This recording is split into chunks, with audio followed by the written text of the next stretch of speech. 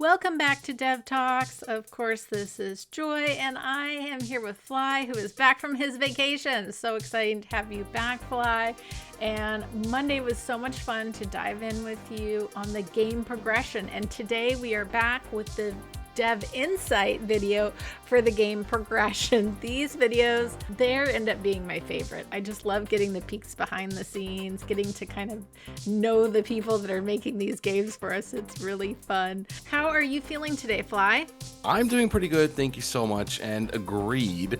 The game progression Dev Diary was so much fun, but yeah, also I see it the way you see it. The Insights video is always just a little bit of extra, more detail, and I am all here for it. Let's go.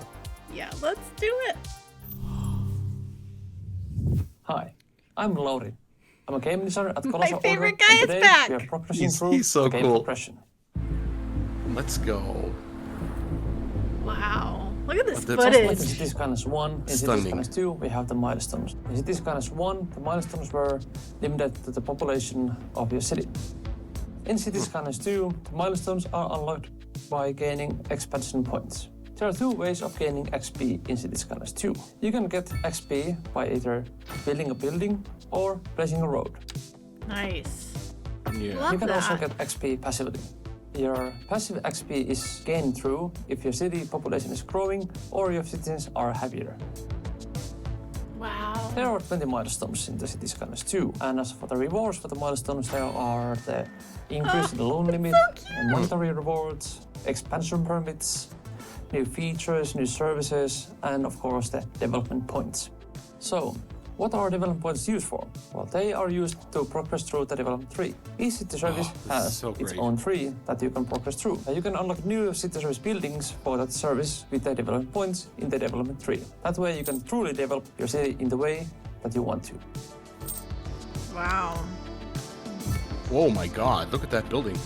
Wow. For example, if the player really wants to focus on the public transportation in the city, they can spend their development points in the transportation development tree. So cool. Whoa. Or for example, if someone wants to really focus on the education of the city, they can just go ahead and unlock the college and the universities first before focusing on other aspects of the city. I Whoa. think the players are gonna like the freedom that the development tree brings them because that. that allows them to develop the city just the way they want to. Wow. I usually like to advance through the roads development tree first because that allows me to build the highways just the way I want them. We, the developers, cannot wait to see how you're going to develop your own cities. Wow. So Nice, cool. nice.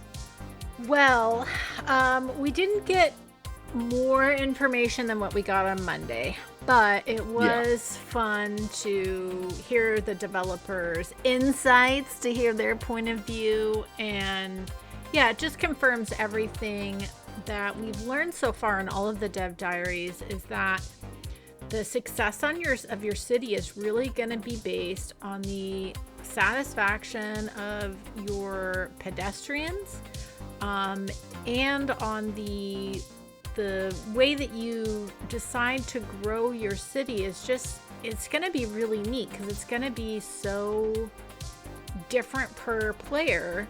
Like they're saying here, like you can choose which level you want to go first, and that will determine how your city grows, and then it will ultimately affect your citizens' happiness. Like, how is their education level? Do they have enough places to work and whatnot? Do they have highway access, right? So I think it's really cool how it's all connecting.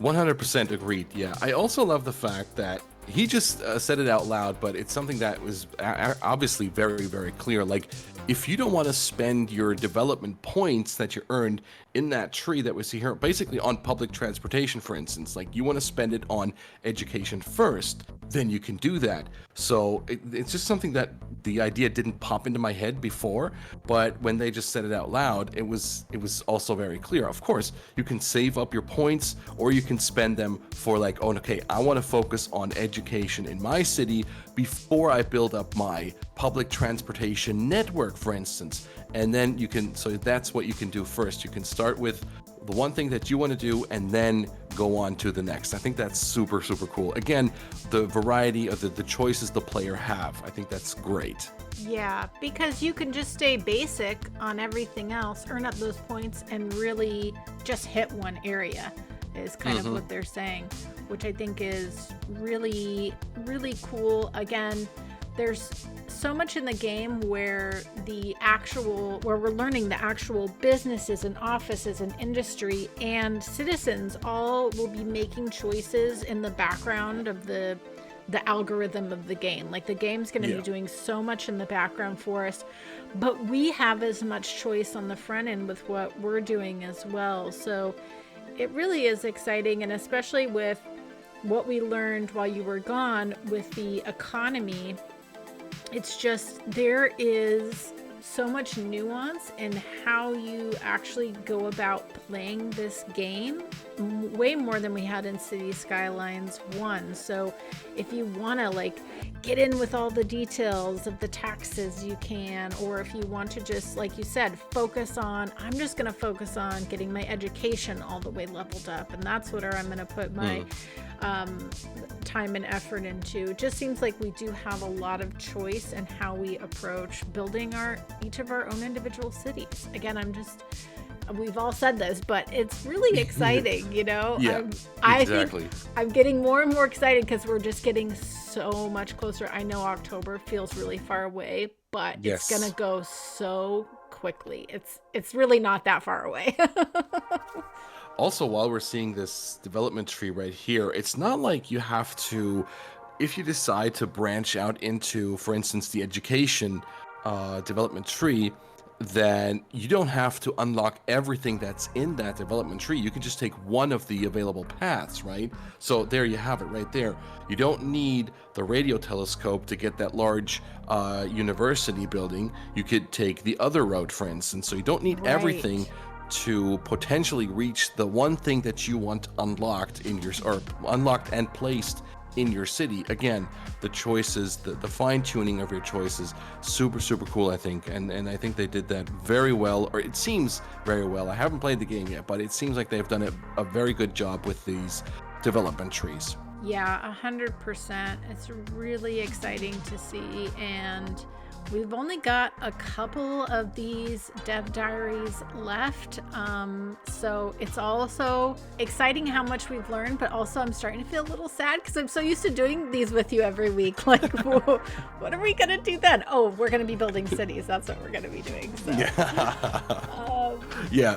Our attention will be in the actual elsewhere. city building then. Yes, exactly. Well, thank you everyone for joining us again today for the Dev Insight video for the game progression. Let us know down below what you think of the game progression, what you're excited for. Is there anything that we missed? Also, as a reminder, Fly and I have a joint Discord we run with 3 other amazing builders, so feel free to come hang out in there and talk all things Cities Skylines 2 with us as we move closer to the release of this amazing game. I hope you all have a joyful day, and we'll catch you next time.